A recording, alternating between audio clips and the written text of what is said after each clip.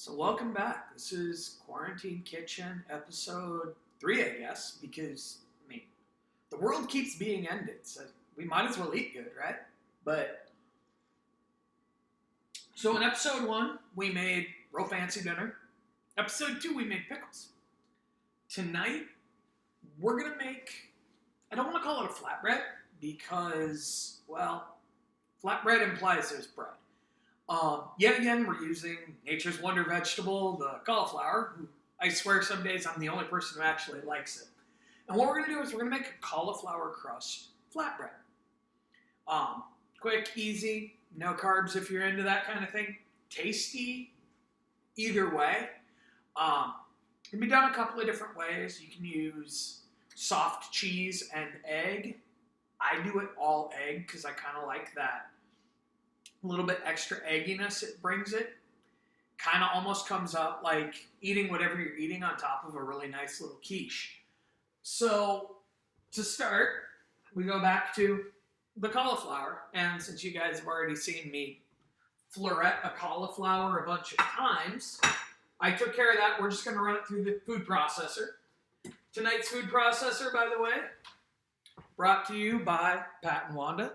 Thank you so much, guys, because last time I did this, it was with the mega cheap, teeny tiny one that I picked up on the cheap, and they thought that was ridiculous, so they gave me this one, and this is awesome and should actually make way easier work of all this. So thank you so much, guys. I really do appreciate it. But we're gonna, for its inaugural run, I saved it for this. We're going to run a bunch of cauliflower through it. So, like I said, I pre-cut it. We're going to fill this guy up here. And, yeah, definitely double the capacity. It's only going to take, like, 2 loads to get through this, I think. So, let's, also, I promise, despite the apron, thank you, Aaron and Leslie, for that, I did wash my hands before this started. So, close this up. We're gonna rice this cauliflower just like we did last time we were doing this. Come on. I know you want to get down in there.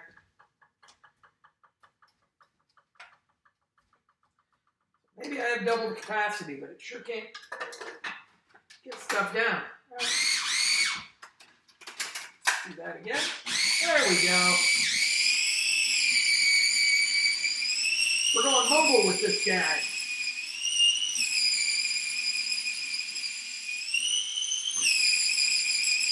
Come on. Down he goes. Nope. Oh, wait. Come on.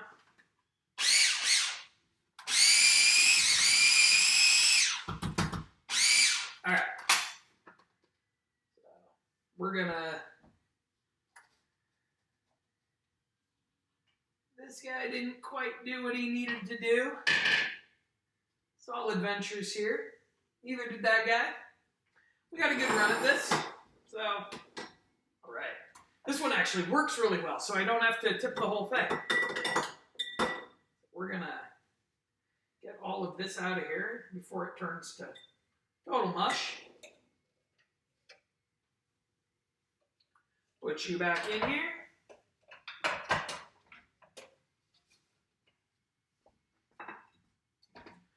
Go back for round 2. Lesson learned, don't overcrowd the mixer. That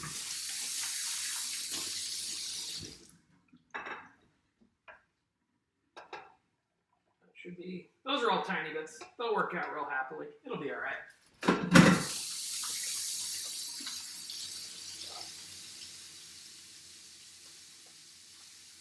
We're going to finish that up, and really, honestly, it's about the easiest thing you can make. So, I think most of the time in this video, we're going to spend prepping ingredients as opposed to the actual crust. So, those out of there. Let's get the rest of this going. That way.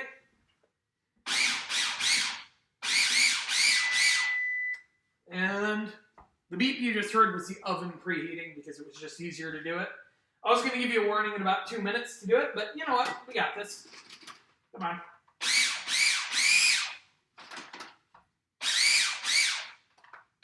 Last big pieces are just not happening. We're going to enshrinkulate these pieces to invent a brand new word. Because if you get them big in things, why can't you enshrinkulate? I maintain this is possible. I'm going to get last little bit going here.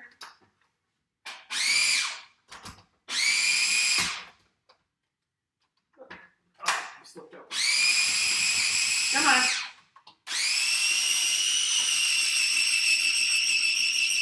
Oh, I see the big pieces going. Did we get them? Come on. All right. These two are not cooperating. So what we're going to do is we're just going to kick them all out. Find those last couple pieces. Show them who's boss. Ooh. Okay, apparently get the rest of that out. It's kind of the fun thing about Quarantine Kitchen. It's a one take for better or worse. I ain't editing any of this, right? We're all just going to learn together and break things. And, ooh, there's a big piece I missed. So, learning as we go. Happy little accidents. Speaking of happy little accidents, I mentioned those last time. Boy, do I have a story to share with you in a little bit when I'm not going through all this cauliflower.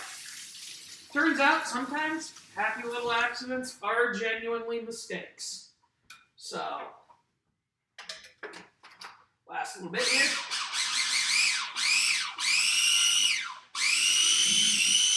The lesson to take away here, don't crowd the mixer. All right. So, that. And, of course, rule number one of Quarantine Kitchen or otherwise is always clean as you go. Because it's tougher to clean up a big mess later than the small one up front. Get the rest of that out of here. So at this point, we have a whole ton of cauliflower in a bowl. And what we're going to do is do our best to dry it out just a little bit. When I learned how to make this, they insisted you needed to completely dry it, and I don't agree with them, actually. I think leaving a little bit in there doesn't hurt anything. Steams up a little bit, so all we're going to do is we're just going to go and then squeeze out just one good run at the water, right? So there's probably a better way to do this. I'm sure if I had some cheesecloth, I could compress it and squeeze all the water out. But it's kind of not my goal here. So at this point, we have a giant bowl of what really looks a whole lot like, I'd say, wheat flour or something. Like, I feel like you can make tortillas out of this, but there's no fat in it or anything like that, so it's not going to work real well. So now at this point, what we got to do is get busy finding some good stuff to put in. So, 2 eggs. Alternately, you could use an egg and a scoop of a soft white cheese, like a goat cheese or something, but if y'all know anything about Quarantine Kitchen, you guys know I'm not a cheese guy. Somewhere in here, though, I have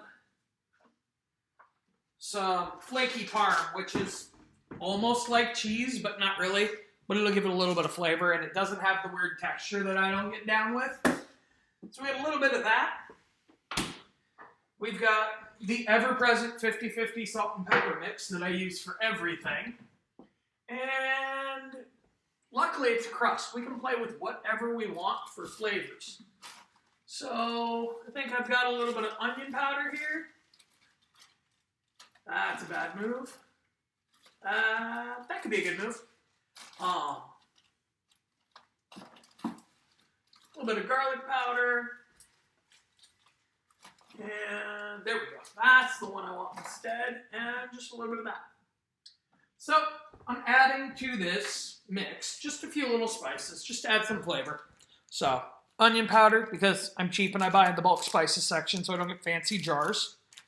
Garlic, same deal. And a healthy serving, because I do so enjoy it, of Beavis, you dillweed. So, we're going to put all these in here. Also, a little bit of celery seed, just because it's here. So, actually, we're going to start with the eggs. And like I said, substitute 1 egg for soft cheese if you want. Not so much for me. We're going to drop an egg in, totally on its own. Drop another egg in. Let those do their thing.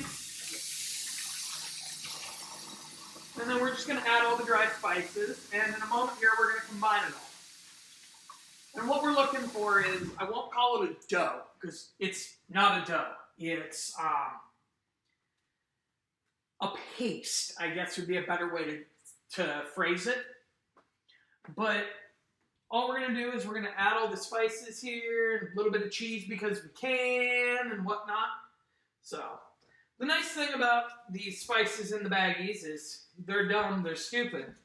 But I tell you what, they're easy to pour out of the little baggies. So, that's, I'd say, probably 1/4 teaspoon of garlic powder. We're going to give about the same proportion of onion powder, unless I screw it up. Yep, screwed it up. So that was 1/2 teaspoon of onion powder. But, you know, whatever, it'll work out.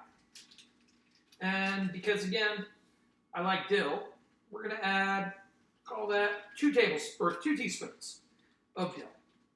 And I like that both for flavor and for color. So it adds a nice little whatever to the crust, but then it gives it these nice little green flecks throughout, which are, they just make it a little more interesting looking and nicer flavor. So, healthy pinch of salt and pepper, because those are always your friend. And like a 1, 2, 3, 4, 5, 6, 7, 8, 9 of celery seed. 1/8 teaspoon maybe. It let almost nothing out. On top of that, so there's big flakes, there's little flakes in here, right? So I'm going to avoid the big flakes. I'm going to go down to the little ones. So normally you'd be like, ooh, these are the prime flakes, but no. These smaller ones just work better. I've got, I'd say, a healthy pinch here, and we're going to do that 2-3 times with the little chunks. Those are a little bigger than ones, so we're going to crunch them. And apparently throw some on the floor. Such is life. So now, we're going to, somewhere in here, I have, what do I want to use here? Kind of want a mixer, kind of want a stirrer, kind of want something in the middle. These will work. So, the idea with the tongs here is to just be able to pierce the eggs and just kind of start stirring everything together. So once it gets a little easier to work with and a little smoothed out, I'll just get in there with my hands because that's just what we got to do.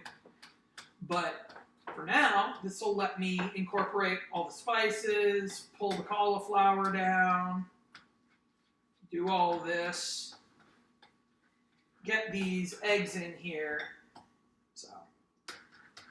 And I wouldn't want to do this with a whisk because it would all get jammed in the whisk. At least with these 2 distinct tines, you can move everything together, but there's nothing really to stick in. So, okay, get in there, eggs. Now, this is the time where, if I were starting fresh, I'd be preheating the oven right now. Remember it beeped a minute or 2 ago? Now's when I'd start it, so it'd be getting ready to beep in about 3-4 minutes, 5 minutes, when we're done with all of this. So, if you look, whoa, there was a big piece of cauliflower. We're going to break you up. All right, so, I'm going to bring this over to the camera here to see why I didn't call it a dough at first, because it really doesn't stick together like you want one to. But what we're going to do is we're going to end up sticking it in the oven. So if you look, there's, like, I'd almost say it's closer to a porridge or like an oatmeal than a dough. And there's that big chunk. So We're going to toss that guy because he would be delicious, but not very crust-like. So, at this point, we've got everything here. And what we're going to do is we're going to find ourselves pizza pan. I think this is a 12-inch. And a little bit of parchment paper. So the funny thing about doing this is you end up doing a double bake. Once for the crust, and then once for your toppings. So keep that in mind as it goes. So tear off a piece, set that back there so we can put it away later. And we're just going to set that into the pan. And this is where you just kind of got to accept you're going to get a little messy. So you're going to take this and scoop it out. And come on, I know you want to do this. I'm going to put it out there. And we're just going to squeeze this out until it covers the entire pan. We're going to pick out that other big piece of cauliflower that I missed. What we're going to end up doing here is, there's 2 more pieces. All right, there we go. So we're going to get rid of those guys. That's why you want to be real careful to get just the florets. Apparently I got a little bit of stem going in there, and that didn't work all that well. So now what I'm doing is I'm going down to a fairly even thickness here. Make sure there's no thin spots. Make sure there's no empty spots. If you go a little wide, pull it back into center, scoop it. I mean, basically we're building sandcastles here, right? So, away we go. So now I have what looks like a crust. And had the oven at 350, but we're going to go up a little higher actually. I'm going to go up to 400. And let's see where it takes us. It'll let me know when it's there. But what we get here is, once you put it in a pan, it looks like a crust. I mean, you can see a couple of places where it's still cauliflower chunks, but really it's going to be delicious either way. So at this point, this has actually got still a bit of moisture in it. We'll see how it works out. What I noticed is that if you don't use cheese, since it comes out almost a little bit like a quiche, it's got that egginess to it, I don't think a little bit of moisture is going to hurt us. I will say the last time I did this, I ended up ricing the cauliflower about 3 days ahead of time and leaving it in the fridge, which probably dried it out a little bit more than this is, but whatever, it'll work out. It's all part of the adventure. So, we're going to set this over here. And while that's still working on its thing, come on, we should be doing things. We're going to figure out what we're going to put on this. So, last week, I made myself some mole-coated carnitas. So, you know, salt and pepper smoked pork with a mole coating. And I've got a little bit of that left over. So I think we're going to aim for that as a flatbread. And I've got red sauce because pizza, but also I have some pesto. So since I think we're going to keep this primarily green stuff, onions, cilantro, etc., I think the pesto is going to make a better base. So we're going to pull that out. Somewhere down here in the bottom of the fridge, I have cilantro, everybody's friend. And, I mean, unless you think it tastes like soap, in which case, I don't think you're wrong. I just feel really bad for you. Mini peppers. So we'll use 2 or 3 of those. What else we got here that would be good? Oh. Pickled red onions from last week. We'll use some of those guys. And save that for later. And I think some regular old white onion. I have this Whole Foods sandwich box. They had the sandwich club thing where you could join, and if you got the box, you got $1 off the sandwich. What I found is it actually makes a really good crisper drawer for veggies I'm partway through. In this case, I have half an onion. Doesn't pollute anything else. It goes through the dishwasher real easy. Works out pretty well. So we're going to start prepping some ingredients here. And I'm going to say you're probably ready to go in.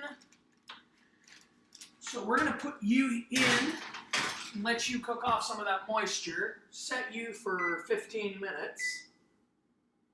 15, start. And we'll see where this puts us. I may end up pausing the video in a couple of minutes. I may end up being just chatting the whole time. We'll see. So, we're going to grab ourselves a couple of... you know what? We're going to swap out one of these oranges for...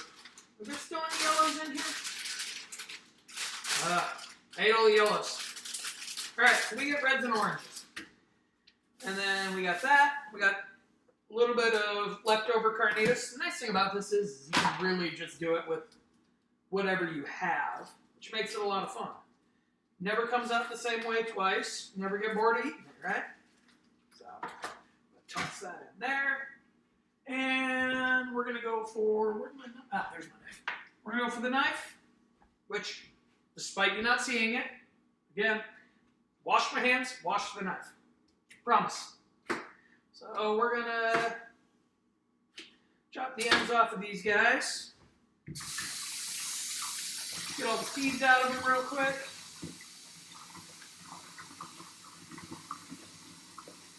You know what? That's a big crust. Maybe we'll do a couple more while we're at it. So let's get another orange. Get 2 more oranges. You there, be quiet. That guy. That way, we're going to rinse these guys. So, really, at this point, it just comes down to prepping what you're gonna do while the crust is cooking, because you know you got plenty of time. So, grab myself a plate here to prep stuff onto. Let's just start cutting some nice little rings here, because rings work really well on flatbread. All right, if you're not gonna put pepperoni on it, you might as well have something fun and round and really cool colored. So we got that guy. We got these guys. I'll bring these over in a sec. You can kind of see where I'm going. I'm going 1/8 inch thick, give or take. Away we go. So the end's probably not what I want on the pizza, but I'll find a way to use them. So we're gonna cut some more rings. It looks like we've got the better part of the 12-inch pizza. These rings are going to have to go the distance. I could put a ton of pork on there, but really I don't have that much more left. So, 3, 4, 5, 6, 7. All right, take these guys, put them in the crisper drawer because I'll use them again tomorrow with my lunch. But as you can see, you got lots of pepper rings here, so those will go real good on the pizza, or excuse me, the flatbread-ish, whatever we want to call it. I don't know. Put those back in the fridge in a second. Get some onion pieces here,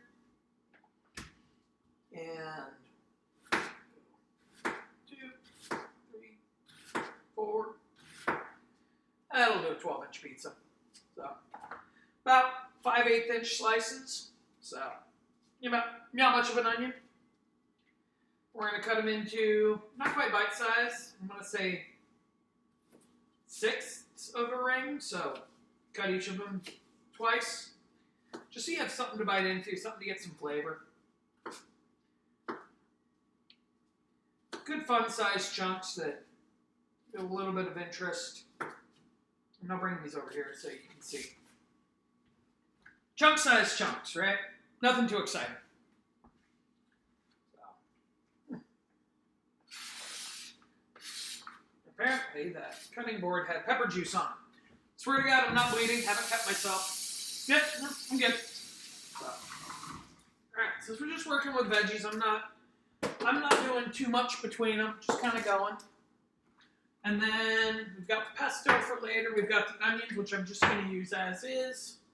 Which means now we'll just cut up the rest of this brisket, and I got about, or not brisket, pork shoulder, so I got about that much, which will flake up nicely, cook out real good on the pizza.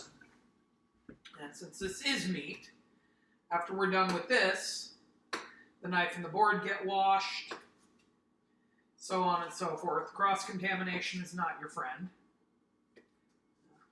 Don't know about you guys, but not really a proponent of food poisoning. Never had it. Don't want it. That's why we wash our hands. So, not just because of the apocalypse, but also because foodborne danger follows you everywhere. So, that is, yeah, that's fine. Okay. So, you go here and you'll go in the dishwasher when we're done. So at this point, I've got a bunch of brisket here that I'm going to cube up real nice and small. Think like 1/8" pieces. Just flavor more than texture, right? We've got big pizza to cover. And again, flatbread, not pizza. And we're just going to kind of do work here. Go ahead and mock my knife skills. I know. But we work with what we got. Just gets the job done. So, one of these days I'll go down to the community college or something and take a class in knife skills. I imagine they offer that, right? So, but for now, I just operate by keep the knife sharp. Don't let your fingers get in the way of it. And if you drop it, a falling knife has no handle. Those seem to be the 3 critical knife lessons to learn. And once you learn those, the rest of it's just like, you'll get there eventually. So at this point, we now have a dirty knife, dirty hands. Again, we're wash. And I have a whole bunch of pork that we're going to do whatever with here in a little bit. So, we'll get there. Okay, so we have our toppings. We have our pesto base. I have a little bit of cilantro, which I'm actually not going to cut up until we're almost ready to bring the pizza out. We really don't want to bake the cilantro. We just want to kind of sprinkle it on top for color and flavor. So we can do that as we do it. And then kind of the same thing with the onions. They're not going to get baked. They're just tasty to throw on top. Add a little bit of acid to cut the fattiness of the pork.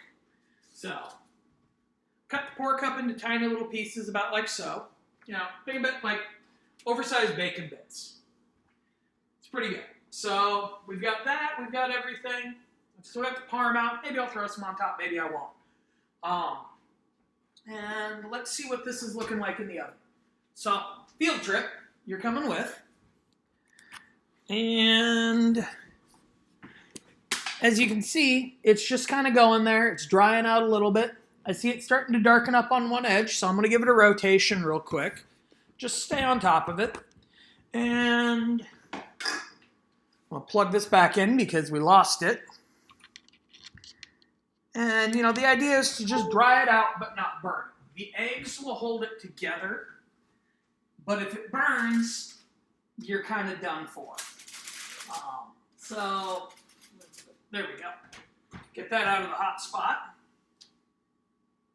And away we go. So, it would suck to do all that and then completely blow a head of cauliflower. Both dollars of it, right? But, like I was saying last time, there's, no mistakes, only happy accidents. That's not true. So, last week when we made pickles, I screwed up. And I made this pickle brine. And I forgot a critical step because it had been a long, long time since I'd made pickles. But it seemed like a good idea. And it really was. But there are few things more potent in the world than pickles you forgot to put any water in the brine of. So, yeah, I pulled them out Tuesday, and they were delicious, and they were tasty, and I've been working through them. I've put a decent-sized dent in that jar for only, 2 days. But they've come out, they've softened up. But I will tell you this.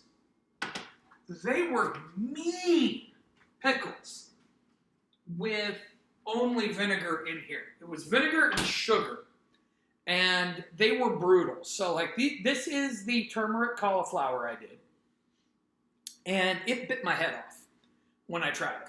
So what I actually ended up doing to all the pickles that I made was draining off about 1/3 of the brine and topping it with water just to knock down that fierceness a little bit. Next time, equal parts vinegar and water. Leave the sugar and salt like I did. But yeah, it turns out sometimes happy little accidents are actually mistakes. Except for these guys. These were the tiny little pickles I made. And they were apple cider vinegar pickles. And they came out delicious. So, I don't know what the difference is, but these guys, little teeny tiny whatever madoobits, were good. So, maybe I put a little more sugar in them. I don't know. I'd have to go back and watch the video. But they came out not bad. So, key takeaway. Water. Water is key. Also, because we are in, whatever you want to call it, the pause, the apocalypse, the end times, whatever they may be, it turns out it's impossible to get vinegar. So, you saw my bag of mini peppers there. I have mini peppers because I was going to pickle them.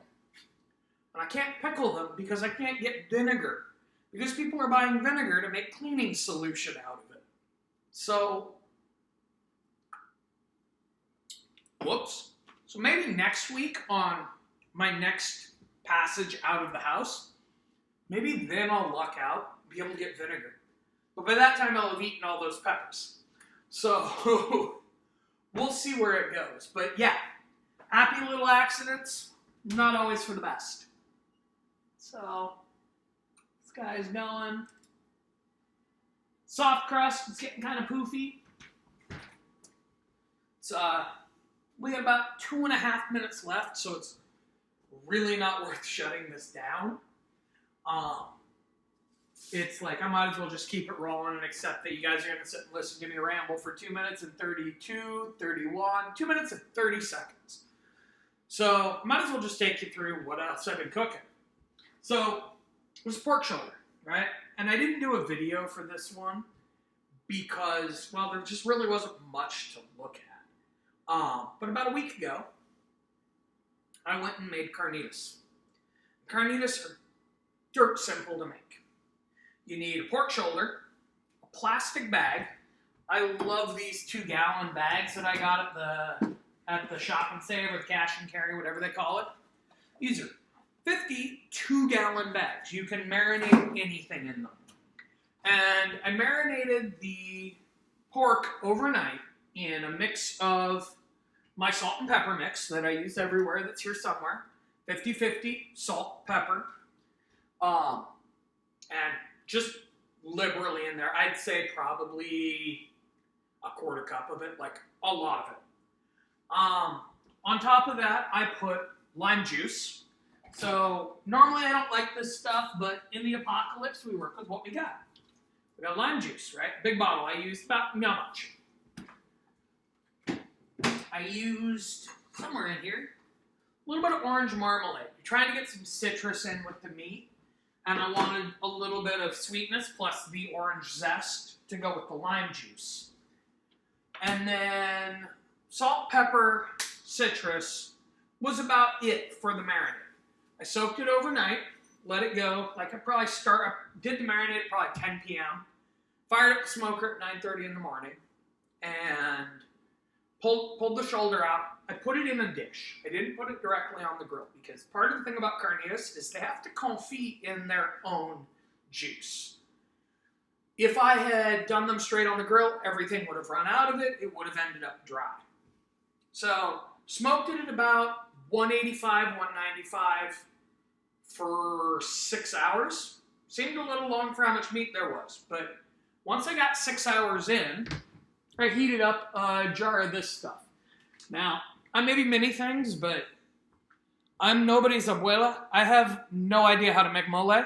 So I just used the cheapo Dona Maria boxes, heated one up, and with a silicone brush every 20, 30 minutes, just brushed another coating on what was there for the next, so I started it at 9:30, starting at 3 up until 5, I kept basting it with that. And I ended up with this, oh, you hush right now. That was my 2 minutes and 30 seconds, by the way. So, I just kept basting, and that managed to seal everything in, and what was underneath was just kind of bubbling away in its own juices. And probably 6 or 8 lacquer coats of that, and pulled it off, let it sit for a little bit, and it made delicious carnitas. You need that citrus to open the meat up, and then I used the mole and the smoke to hold the juice in to soften it. And it worked really well, and now we're using what's left of it on this flatbread. So, oh, so much steam. So we are now 15 minutes in on this crust. And you can see it's steaming. It's really actually pretty much, it's hotter than hell. And you can see I can push it. It's almost omelet-ish in its appearance. You can see a couple of places where there's some parm. And so, like, I can poke it and it doesn't return. But it's a solid piece. It ain't going anywhere. So now, we're going to take our sauces, and I need a spoon, the giant spoon of ladling, the pesto, and we're going to slide this over here to get you in frame, at least a little better. So garlic, basil, all those good things. We're just going to drop it on there, spread it around. And this is going to go back in for what's going to amount to like another 10 minutes. The goal with this is to soften up the veg, do all that.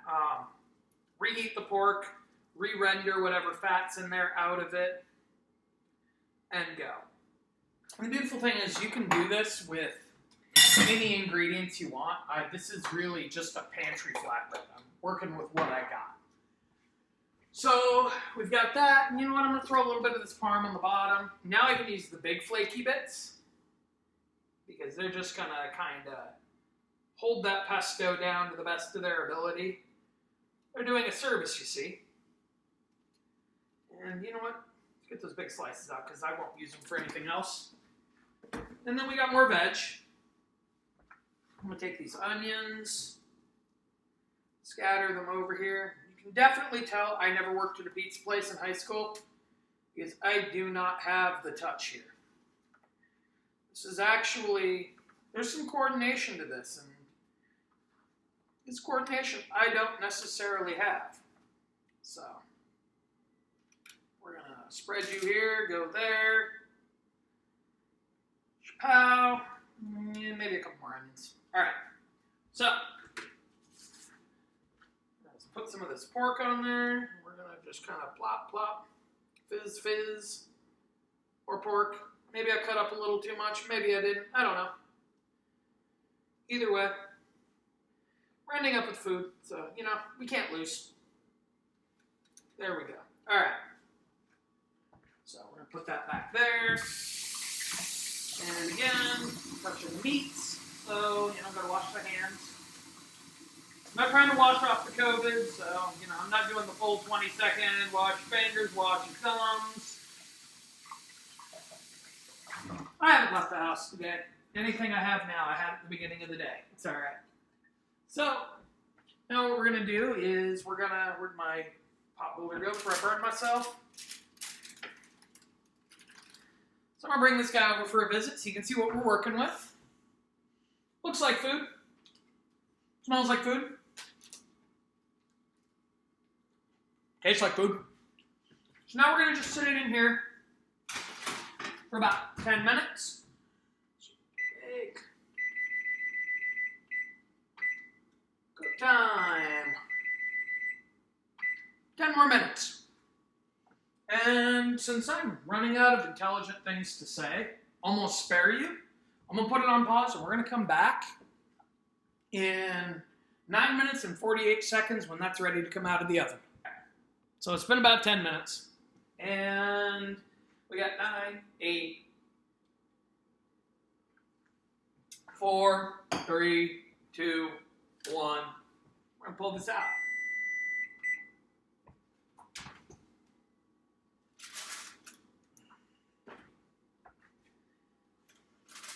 And do my best to not burn me. Shoot. And to grab the actual pan, because I was about to just pull out paper. That wouldn't have ended well. We're gonna grab everything, get it out to the edge.